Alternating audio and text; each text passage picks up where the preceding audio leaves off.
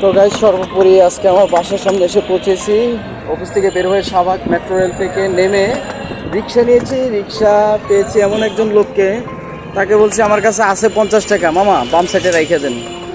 আছে 50 টাকা, তো আমাকে নিয়ে যাবেন। তো আসলে আমার কাছে কিন্তু 50 টাকা নাই, আছে আরও বেশি, তাই না? তো মনে করেন এই যাই সব পৌঁছেছি। তো মামাকে এখন কিছু নিয়ে আসতেন। আচ্ছা, আলহামদুলিল্লাহ। আপনি বিকালে কটার সময় রিক্সা বের করছেন? কটার দিকে বের করছেন? গাড়ি বের করছেন কয়টায়? চাপান, ওই সাইডে চাপান। হ্যাঁ, কয়টা বাজে বের হয়েছেন বিকালে? 5:30। 5:30 বের হয়েছেন, এখন পর্যন্ত কয় টাকা মারছেন? 350 টাকা হইব। কিছু খাবেন আপনি? না, খাওয়া দাওয়া করে বানাইছি।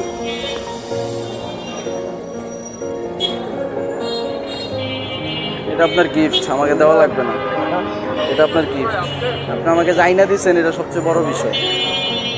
আমার জন্য দোয়া করবেন। আর প্রথম ফার্স্টে বললাম যে আপনার যদি আরো 10 টাকা কম হইতো তাহলে হ্যাঁ, আপনি আমার জন্য দোয়া করবেন, ঠিক আছে? আপনার কথা শুনে আমি খুশি হয়েছি, এই জন্য আপনাকে ইন্সপায়ার করলাম।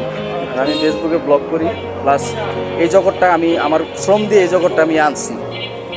ভালো থাকবেন, আসসালামু আলাইকুম।